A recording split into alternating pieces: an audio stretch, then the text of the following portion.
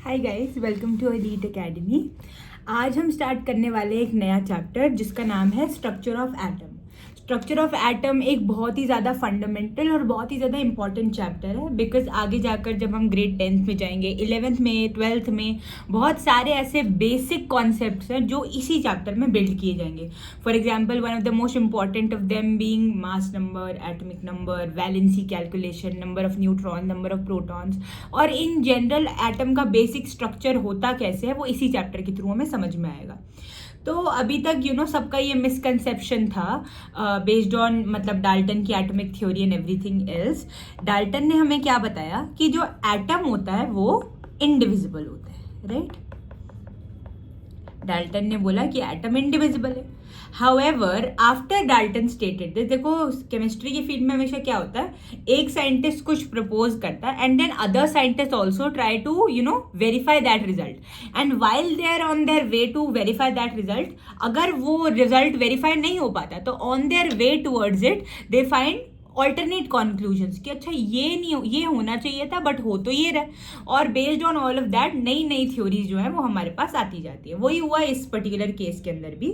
तो डाल्टन ने तो बोल दिया कि एटम जो है वो इंडिविजिबल है, बट उसके बाद मतलब बहुत सारे जो साइंटिस्ट थे वो आए, उन्होंने अलग अलग तरीके से स्टडीज कंडक्ट की, अलग अलग एक्सपेरिमेंट्स कंडक्ट किए, and on the basis of that they kept on disproving whatever Dalton said.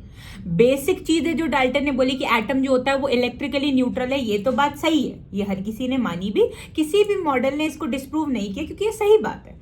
But other than that ये बोलना कि एटम इनडिविजिबल होता है ये बिल्कुल भी सही बात नहीं है, क्योंकि नाउ वी नो कि एटम के अंदर क्या है, सब एटॉमिक पार्टिकल्स होते हैं। जैसे एटम के अंदर इलेक्ट्रॉन होता है, प्रोटॉन होता है, न्यूट्रॉन होता है। तो अगर एटम इनडिविजिबल मतलब something that can not be further broken down into simpler particles, but अगर एटम के अंदर उससे भी छोटी चीजें हैं तो इसका मतलब वो इंडिविजिबल नहीं है ना, वो तो डिविजिबल है, तभी तो है उसके अंदर वो सारे पार्टिकल्स।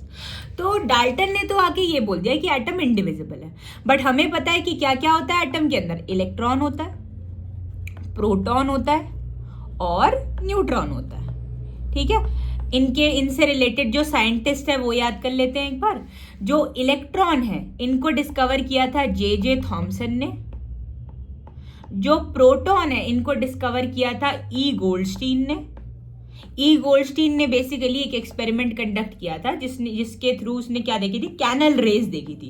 कैनल रेज क्या होती है? Canal rays are positively charged rays, positively charged rays. And later on उसने क्या बोला कि ये जो पॉजिटिवली चार्ज रेज है they are composed of positively charge particles and those particles are called protons. Okay, आगे बढ़ जाते हैं। तो न्यूट्रॉन की जब बात होती है तो न्यूट्रॉन डिस्कवर किया था जे चैडविक ने इन द ईयर 1932। गोल्डस्टीन ने ये किया था 1886 में, और electron was discovered somewhere between the discovery of proton and neutron. तो सबसे पहले जो हमने डिस्कवर किया था वो था प्रोटॉन, उसके बाद डिस्कवर हुआ था electron, and lastly neutron was also discovered. ठीक है, ये थोड़ा सा इंट्रोडक्टरी पार्ट था इस चैप्टर का कि this is what we already know, और जितना भी कुछ अब हम पढ़ेंगे it is going to lead us towards the same conclusion कि atom is not indivisible, in fact atom is composed of subatomic particles. So if we talk about the very first one of the very first scientists who tried conducting experiments on atoms, so it was J.J. Thomson.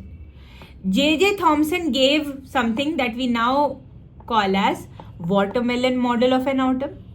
We don't call it, he himself called it that, watermelon model of an atom or plum pudding model of an atom, model of an atom. All right, तो एक बार let's just highlight this. It was called watermelon or plum pudding model of an, right? अब J Thomson ने पहली बात तो करा क्या, J Thomson ने थियोरेटिकली ये बात बोली कि जो एटम होता है ना, it's like a watermelon. Watermelon में हमको क्या पता है, एक रेड पार्ट होता है, ये वाटरमेलन का रेड पार्ट है, ये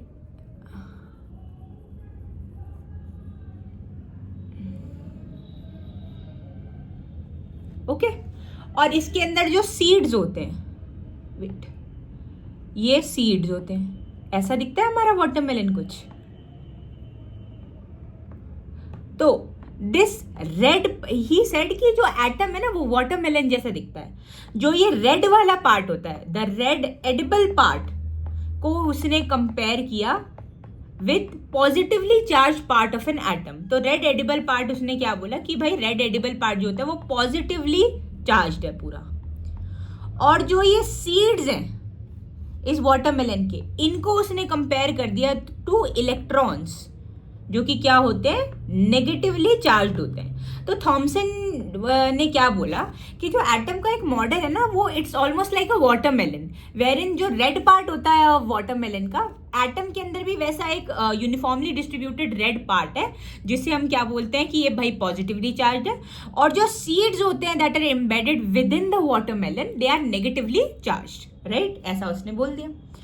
उसने ये बोला कि जो पॉजिटिव चार्ज का मैग्नीट्यूड होता है और जो नेगेटिवली चार्ज का मैग्नीट्यूड होता है, मैग्नीट्यूड मतलब वैल्यू जो होती है, मान लो अगर जो पॉजिटिव चार्ज है लेट्स से वो 5 यूनिट्स का है तो 5 इलेक्ट्रॉन्स होंगे to cancel that out such that as a whole the atom is going to remain neutral.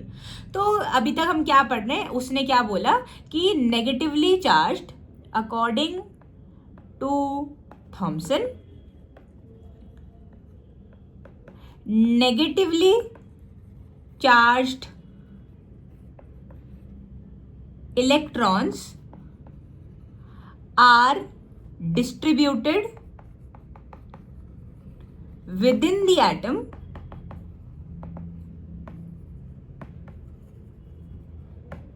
uniformly, and otherwise the rest of the part of the atom is basically positively charged and the remaining part of the atom is positively charged, which he compared to the red edible part of watermelon. He also said that the amount of positive and negative charge within the atom are going to be equal. So he also said that positive charge will be equal to negative charge.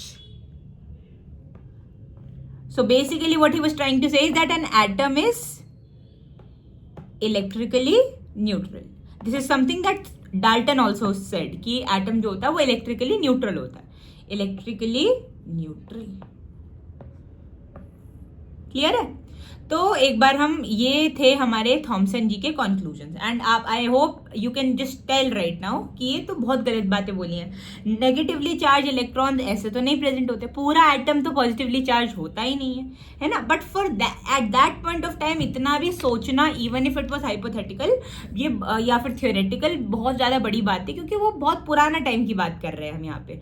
ठीक है ना भाई. तो negatively charge electron जो है वो uniformly distributed है, remaining part is positively charge, और ही also said that atom is electrically neutral. Clear है. अब बात करते हैं आगे. अब एक साइंटिस्ट आता है रदरफोर्ड. वही एज आई सेड ऑलरेडी कि जो हर साइंटिस्ट क्या करता था, पिछले वाले साइंटिस्ट ने जो भी बोला उसको वेरीफाई करने की कोशिश करता था. तो रदरफोर्ड ने भी क्या बोला कि चलो भाई अब हमें, now that we know the structure of the atom as per what Thomson is saying, so let's just try it out. तो मतलब ट्राई टू वेरीफाई इट. तो ये इसने क्या किया, पहले तो इसने, ये बहुत इंपॉर्टेंट है, ये थोड़ा सबसे लंबा एक्सपेरिमेंट इसी का ही है क्योंकि इसके अंदर बहुत सारे स्टेप्स हैं. एक्सपेक्टेशन क्या थी, अपैरेटस क्या था, रिजल्ट क्या आए, क्या ड्रॉबैक थे, ये सब चीजें. ठीक है. तो रदरफोर्ड ने क्या लिया भाई, the apparatus that he took was, apparatus मतलब everything that is required to conduct an experiment, उसको हम क्या बोलते हैं, अपैरेटस बोलते हैं. तो रदरफोर्ड का अपैरेटस एक बार लिख लेते हैं. रदरफोर्ड ने लिया था एक gold foil which was 1000 atoms thick, which is very very thin, right. तो बहुत ही पतला सा उसने क्या लिया था, एक गोल्ड फॉइल लिया था. उसके अलावा उसने क्या लिया था, उसने लिए थे alpha particles. Very important for us to know कि अल्फा पार्टिकल्स होते क्या हैं. अल्फा पार्टिकल क्या होता है भाई, हमें पता है हीलियम क्या होता है. हीलियम इज लाइक क्या बोल रही हूँ मैं, helium is a noble gas, sorry बार भूल गई पता नहीं कैसे। हाँ, तो हीलियम एक नोबल गैस होता है। हीलियम का जो एटॉमिक नंबर होता है वो क्या होता है, हीलियम का एटॉमिक नंबर इज 2। अभी इस चैप्टर में आगे जाके I am going to explain कि number of electron, number of protons कैसे पता लगता है, but for now I am just letting you know कि जितना भी एटॉमिक नंबर होता है उतने ही इलेक्ट्रॉन होते हैं और उतने ही प्रोटॉन होते हैं।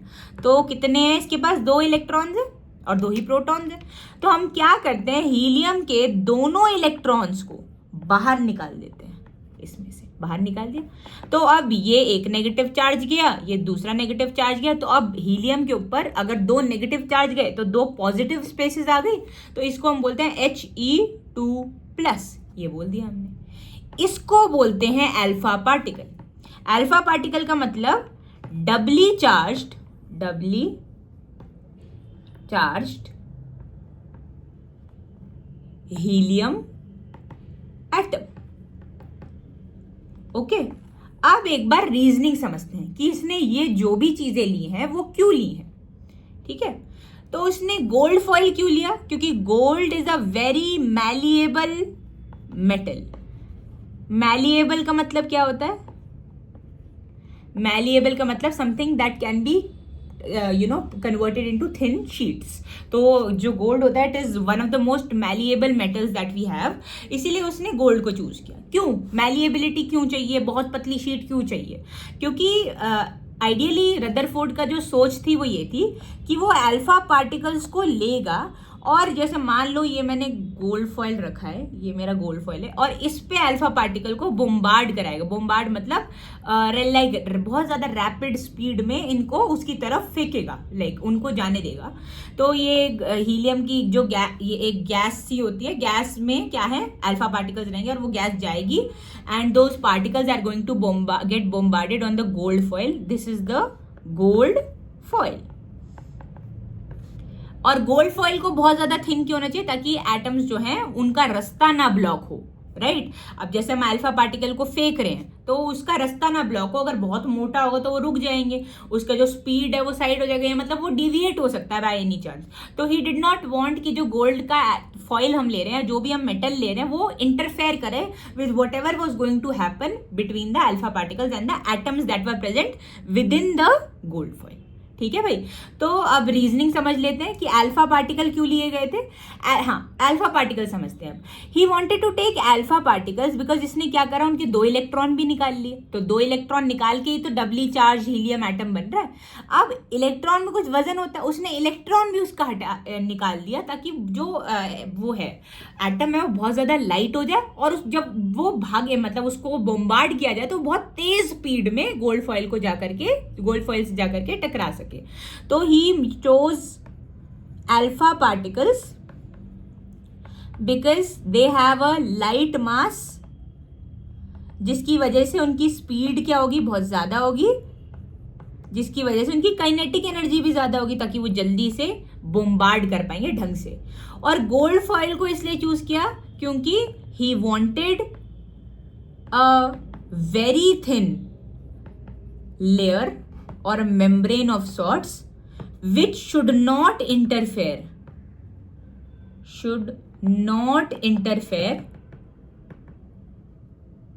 with the motion of alpha particles। ठीक है भाई, अब इसकी एक्सपेक्टेशंस क्या रही होंगी, वो हम करते हैं ना comparison between expectation and reality. तो समझते हैं अब ये जो रदरफोर्ड था इसकी एक्सपेक्टेशंस क्या थी। इसकी एक्सपेक्टेशंस थी कि थॉमसन ने बोला है कि पूरा का पूरा एटम जो है वो क्या है, पॉजिटिवली चार्ज है। Red part of the watermelon है ना, तो पॉजिटिवली चार्ज है, उसने थॉमसन ने तो यही बोला। तो इसकी पहली एक्सपेक्टेशन ये थी कि अब ये अल्फा पार्टिकल को अगर बोम्बार्ड कर रहा है, अल्फा पार्टिकल क्या है, पॉजिटिवली चार्ज है, और पूरा एटम भी रिलेटिवली क्या है, पूरा का पूरा पॉजिटिवली चार्ज है। तो उसने ये एक्सपेक्ट किया जो अल्फा पार्टिकल है वो सारे के सारे डिविएट हो जाएंगे या फिर रिपेल हो जाएंगे फ्रॉम द एटम। क्यों रिपेल होंगे, क्योंकि like charges always repel each other, unlike charges attract each other. ठीक है भाई। तो इसका एक्सपेक्टेशन वॉज कि alpha particles being positively charge, जब वो एटम के पास जाएंगे और क्योंकि पूरा एटम पॉजिटिवली चार्ज है तो सारे के सारे अल्फा पार्टिकल्स ऑलमोस्ट क्या हो जाएंगे, डिफ्लेक्ट हो जाएंगे, मतलब रिपेल हो जाएंगे, एक्सेप्ट फॉर दोज प्लेसेस जहां पे इलेक्ट्रॉन्स है। मे बी जहां पे इलेक्ट्रॉन्स है कुछ कुछ जगहों पर वहां से वो इंटरैक्ट करेंगे, but most of them will get deflected क्योंकि most of the part inside the atom is positively charge.